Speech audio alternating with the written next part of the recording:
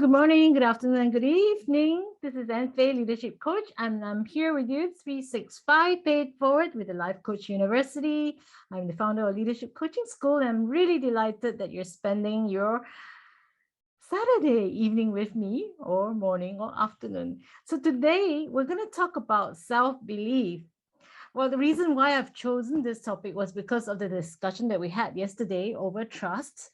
And I realized that some of the questions that's been coming over lately during our sharing on a daily basis has been about what I do and how do I stick to my values and what I do in a situation where things are not really the same as what I'm anticipating. It is very different from what I want to be or what I want to say. So I think one of the key things that will be really important for us as leaders to understand about is self-belief. So what is self-belief? Let me do a quotation on the definition. Self-belief is also called self-efficacy. It is a person's belief in their ability to complete tasks and to achieve their goals. Okay. So self-belief is really about the ingredient that allows us to achieve our goals. So does that mean that with self-belief we'll achieve our goals and without self-belief we won't? Interesting concept. So let's talk about what causes a lack of self-belief and what we can do about it. And especially like when do we see that happening for ourselves? Because when we recognize it for ourselves, then we can spot it in someone else and as a leader, support them going forward. So it says here, judging yourself to be capable of success increases your chances of actual success.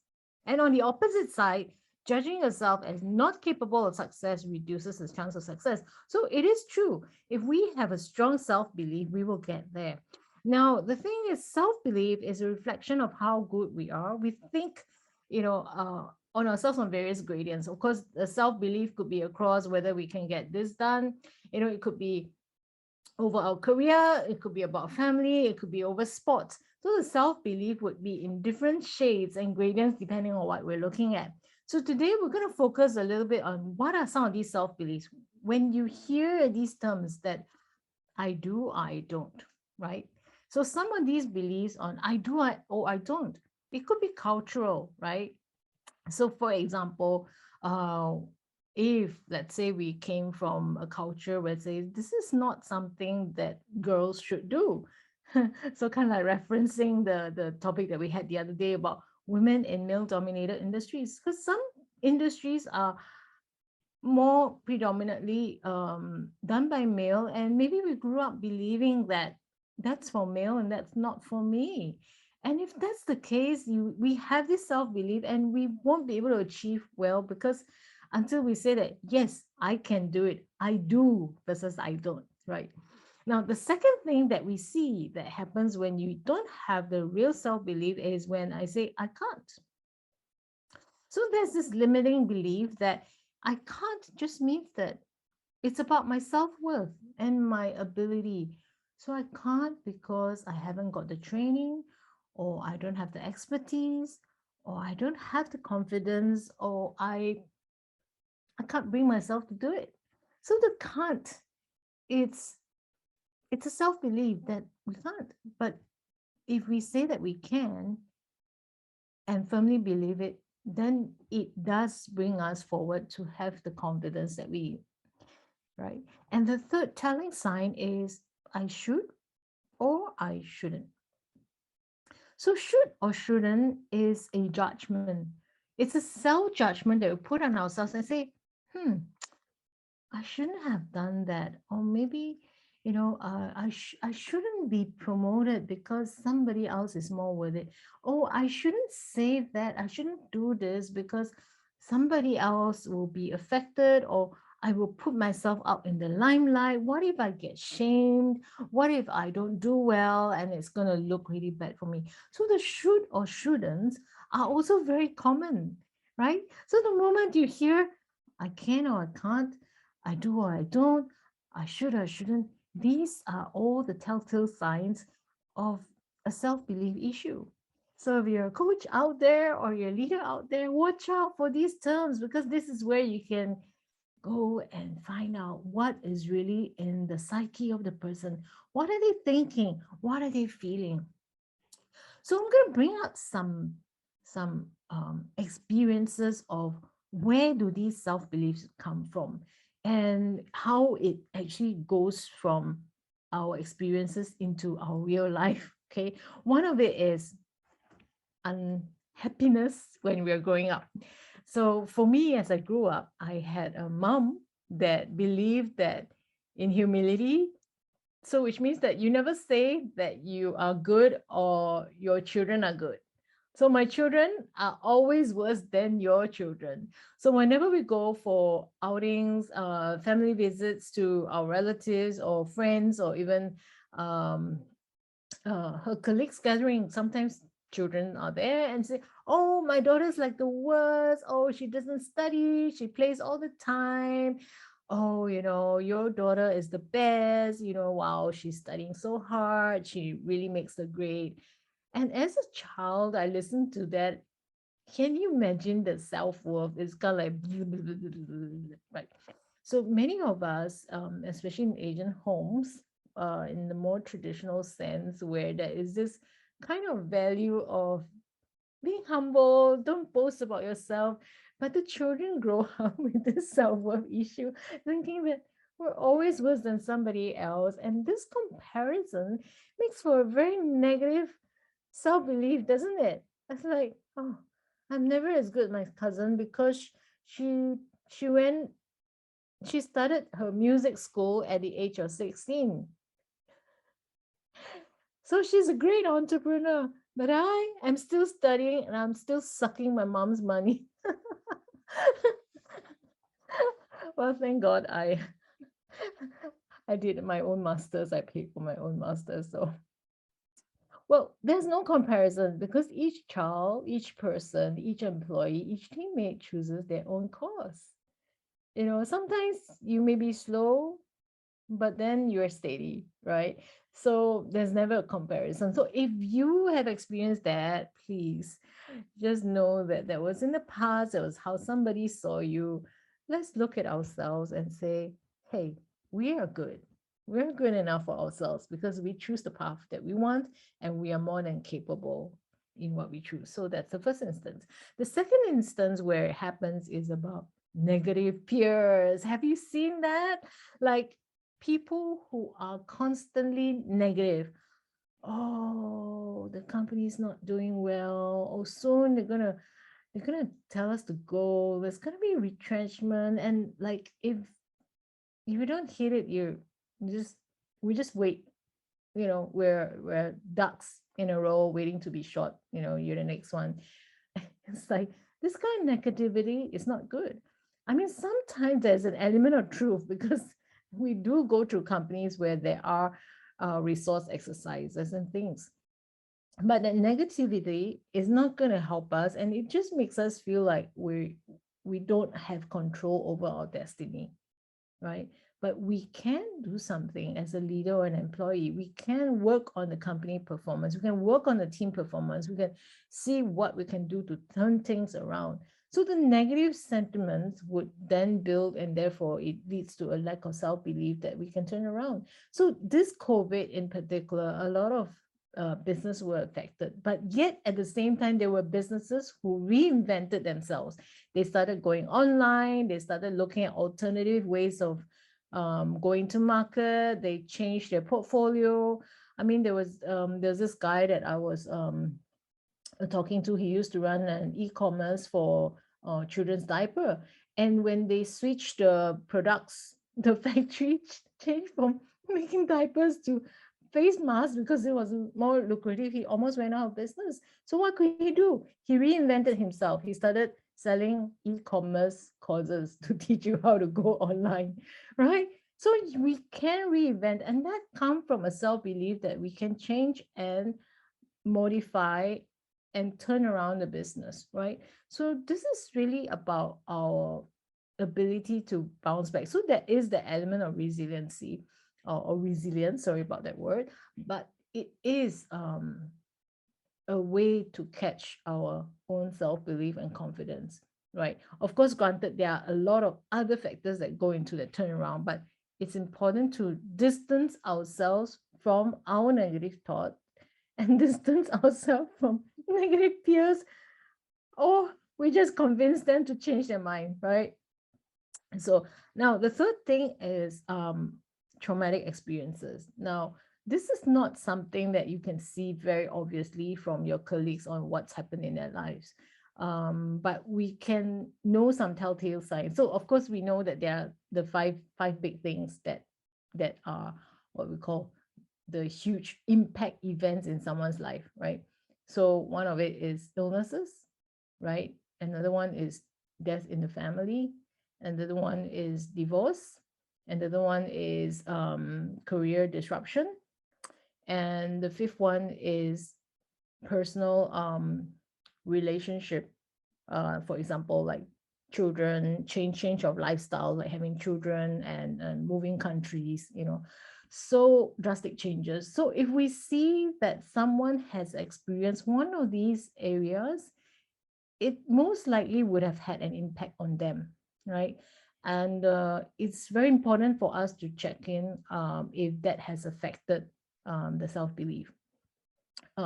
So for example, if one goes through illness, and we see that quite often, even with our elderlies, when one used to be very fit and self-sufficient and independent, and suddenly they realize they are no longer the same shape and form and fitness, and sometimes the ability to do something is compromised, that's when you know that person might have a high likelihood of going down on a downward spiral. And when that happens, it's a clear sign that something's happening to their confidence level and their self-belief.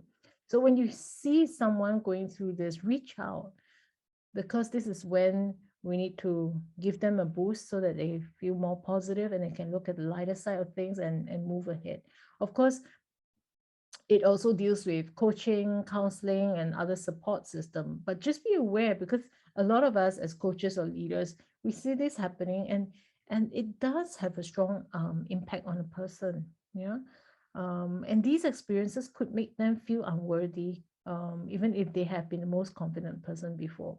And next one is the fourth one is about bad decisions. So if we have ever made bad decisions in our lives and it didn't turn out well, it might just affect the person's confidence to make the next decision, right? So for myself, I made a lot of great investment decisions. I also made some that are really horrible, and I'm living through the consequence of that.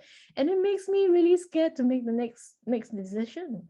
And that might roll into the professional life as well. So if someone's made um, some mistakes in personal life, they're probably less likely to take the risk in other decisions. And they're also less likely to want to put a hand up and say, I'm going to be in charge of this in my professional lives, because there's just too much in a balance. So when we understand that, let's help the team to make mitigated risk, or maybe we can share, do a shared leadership roles among the team, something that helps them to realize that, hey, how can we learn from the incidents and not repeat it? But then they also need to build up their self-worth. And then last one is our own negative thought patterns. Negative thought patterns are when we think of the worst case scenarios and like, what if this were to happen? What if, we don't meet our target? What if, uh, the dollar's not going to be, currency not going to be used, there will be alternative, and we haven't started planting our own vegetables, so there will be negative thought patterns like this, and sometimes it's perpetuated on social media. So just be aware, and let's help us, help the team, help your coaches, your teammates, your leaders to really look at it and say, how true is this? Is it fact-based? And if it is or not, what can we do about it? How can we prepare so that if the worst scenario comes, we know what we need to do? So next up is, so what can we do? Number one is to be very clear about who we want to be. And I stress this a lot because in another episode, we talked about purpose. It is very important for us to know why we are here and what do we want to do. And if we're really clear about what we want to do, then that becomes our propelling force and the power from which we draw from to move ahead. Now, the other thing is to do a lot of affirmation. So, you know, like the law of attraction says that if you're positive, you attract positive things. So I sometimes say to myself, and this is a reminder for me to say the positive things, to say, I deserve all the good things that life has to offer me, right? And I believe I will have all the abundance, including the people, the network, the resources, the support, the finances, and whatever that I need will be here for me. So can you imagine if we say these affirmations and on a frequent basis and believe it, that really raises our positivity and our confidence, right? So sometimes people say, oh, these are just like woo stuff when you talk about raising your vibrational frequency. It is scientifically proven that when someone is ill physically, their vibration goes down. They measure it by hertz. And when someone is healthy, they're vibrating at a higher level. And when we speak affirmations like this, we are hitting the roof, right? And bring our vibration up, because with that positivity, we can propel ourselves to move forward, to take action, right? So I believe in doing that. And the third thing is to really face our fears. So when we have been, let's take that home example. My mom has always been talking down to me. I actually went up to my mom, and said, Mom, did you realize that um we've been very, very negative? Like whenever I share something with you, her first response would be, what did you do to deserve that? You must have done something wrong. Why did this happen? So it was always my fault when something happened. It was a very blame culture, put me down culture. And when I shared with her, she said, oh yeah, I didn't realize. And whenever that happens, I say, Mom, oh, you started to blame me again. Can you try to say something positive? And that worked. And over time, she tried to say something positive. So confront the fears and go back and work with the people who may have been part of part and parcel of us having the negative thought pattern, and it really does change. I hope it changed for her to be more positive too. Now, of course, the next one is, it's not what people tell us, but what we say to ourselves. So it's really about acknowledging my inner critic and my judge. So sometimes my judge will say, are you sure you can do that? How are you going to really do that? And I'll say, it's interesting that you bring that up. I step aside and address my judge and say, okay, thank you for bringing that up. Now I realize that I need to put a plan towards this contingency. Then I am ready. See what just happened there? I shifted, right? So what we do as coaches is also to help people to shift. As leaders, we said, what if we took that and we can address it? What if this judge is just saying something because it was something that happened in the past, but you're no longer that same person at the age of 21 versus now that you're at 40, you're a different person, you have the experience, you know what to do, right? Shift the objective, shift the perspective, and tell the judge, thank you for appearing, but I'm better now and I can handle this now. And the last one, of course, is to prepare to win. Have a plan towards what we want to go for. And with a proper plan, we will then be able to know what are the steps we need to get there, what are the obstacles we need to overcome, how do we make sure that we become successful. So with a plan, that gives us the insurance, right? That we've planned it, so it must work.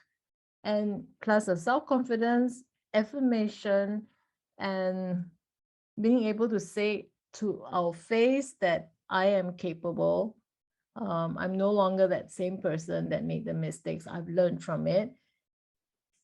We increase our confidence and self-belief, and therefore we can do it. So that's what I have to share today about self-belief. I hope it helps you to also reflect back on what's going on in your life, and or in somebody else's life, in our coachee, our teammate, our leaders' lives, and help them to become more successful. So wonderful. So I'm gonna just look at the chats now to see what else is happening here. All right. And any questions?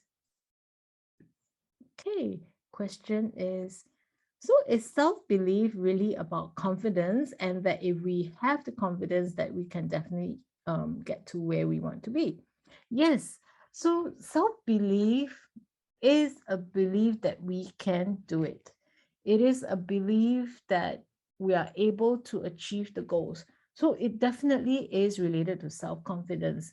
Now, if we are confident, then we will take the steps to achieve it. So a lot of times we see that when people don't achieve our goals, it's because of a couple of factors, right? One is that we don't think we're good enough. So there is self-doubt and there's self-critic, because the judge is always there telling us, you can't do this, you haven't done it in the past, and therefore what makes you think that you can do it again? And and they will remind of all the negative incidences.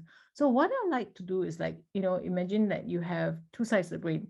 One side is a judge, nah, nah, nah, nah, nah, nah, and then the other side is like, I can do it, I have the experience, I've done my plan, I have faced my fears, I have looked through all the possible loopholes. I've looked at the contingency plan. I am worth it. You know, I am smart. I am able. I have friends who can help me. I've got the support in the system. I've done all my financial calculations. So tell the other side to say, hey, thank you, but I have considered all this. I can do it. So that self-confidence and self-belief will push us ahead to say, yes, we can do it, right? Okay, another question is, so how do we know what is really happening when we don't have self-belief? And how do we gain that awareness? All right. So there are a few types of how do you say, limiting self-beliefs, right? One of it is fear. I'm fearful, I'm scared, I don't have the courage to do it, right? So when we know that it's fear, then it's really to strengthen that courage, to say, to find somebody who can go with us and walk with us. So when we walk on a lonely road and it's really dark, sometimes we just grab someone and come with us, right? So it's about recognizing the fear and facing it. Like what I did, I went to talk to my mom, right? We can go talk to the person that created the fear. And if we are still afraid, bring someone with you. The other one is avoider. So when we don't feel that we are confident to do it, we'll just avoid, we'll just go somewhere else.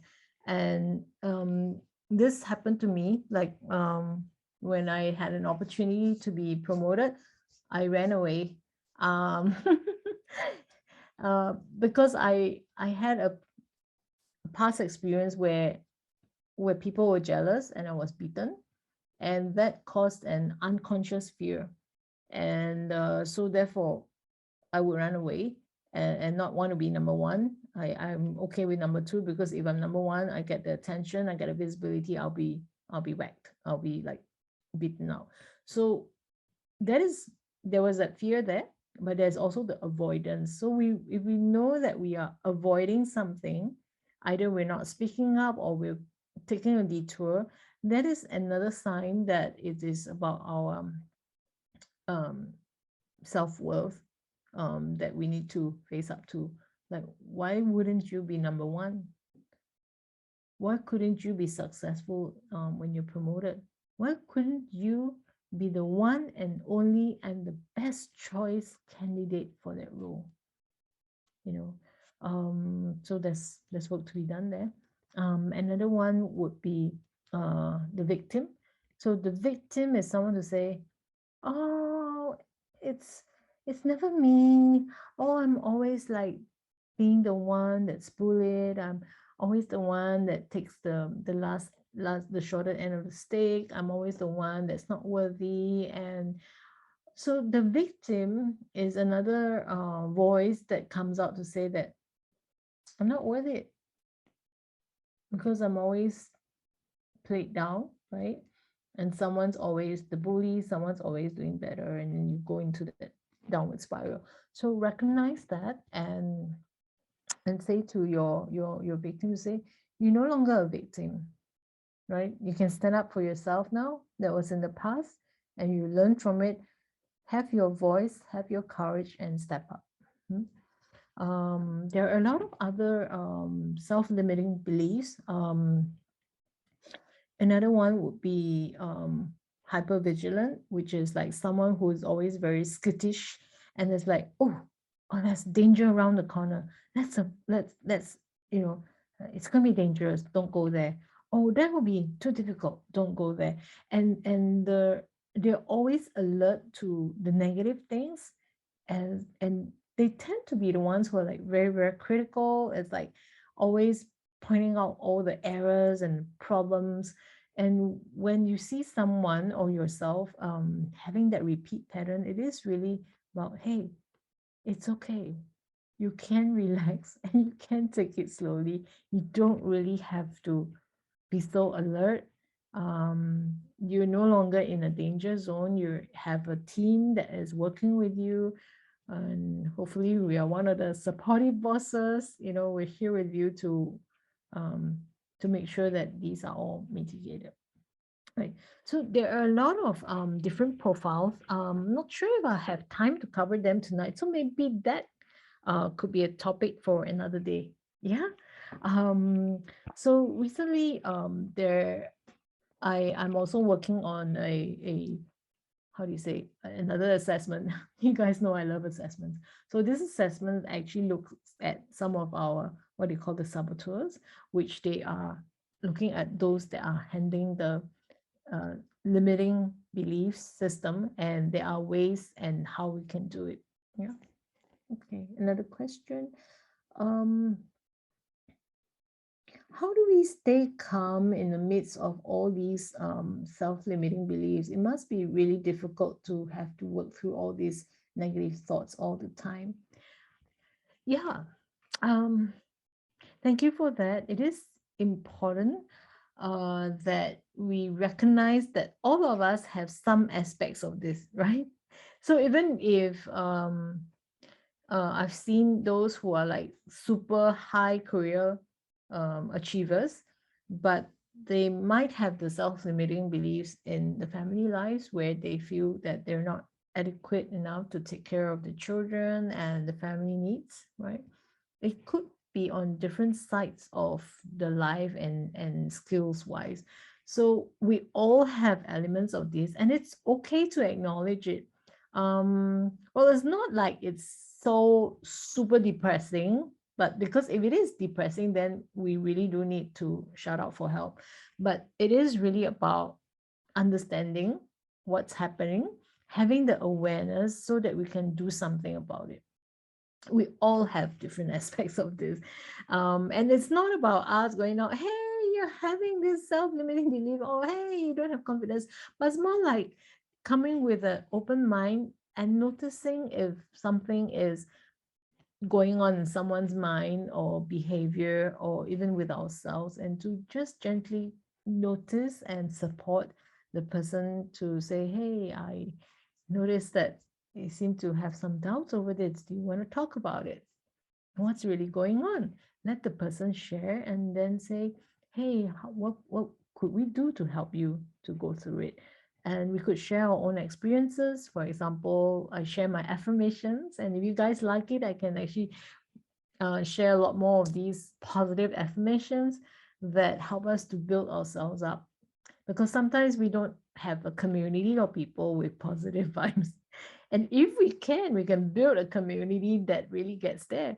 I mean, one of the things that I'm really excited to build is the coach community. I know I'm taking baby steps now, but I think it's important that we take our baby steps, because this is my, I don't know, my work of love, because I think that a lot of times coaches are individual. We're doing our own coaching work one-on-one or with our corporate team coaching, but it's a single solo entrepreneurial work unless you're running a company. And when you're a solo entrepreneur, sometimes the gathering of the community is a booster for our morale. It's a booster when we get together, we laugh about some of the weird things or challenges that we experience, and we share best practices to support one another, stimulate our creativity. And if you can form your small groups of support, with your friends or your colleagues, people who do care enough to want to spend time to support one another. I hope you find these 2 or 3 really great people to work on together, so that we can all improve. Okay, so thank you for that. Affirmations would really be a wonderful way for us to move ahead to share more of those. Okay, I will do that. And thank you for sharing about your personal stories. It must be hard. We don't always experience similar situations like yours, but we totally understand what the impact of family is on our being and our thinking and our self-confidence. Thank you for that. Yes, what I'm sharing is probably a little bit more Asian focused, and we all have all kinds of family members and childhood friends, right, and experiences.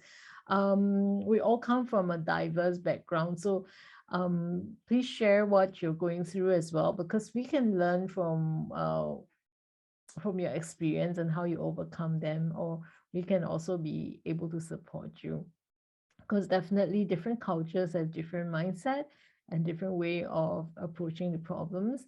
And sometimes that is that appreciation of the diversity that we need. Yeah. Is there a possibility that people will over encourage and over praise so that the self belief will be too confident and leading towards arrogance? Okay, so that's kind of like a blow of the self-belief, like instead of the negative side to be like overly arrogant. Yes, I guess it's possible where we have an inflated view of ourselves that may not necessarily be what's true. But I think that it's okay to have an inflated view of ourselves. I would say that 99% of the times we have a deflated view of ourselves. Well, someone ever told me that, having too much ego or too little ego is still an ego issue. And that if one is over egoistic, meaning like, which is probably the case where you are overconfident, then you tend to rush into things without proper planning. So that's also not good.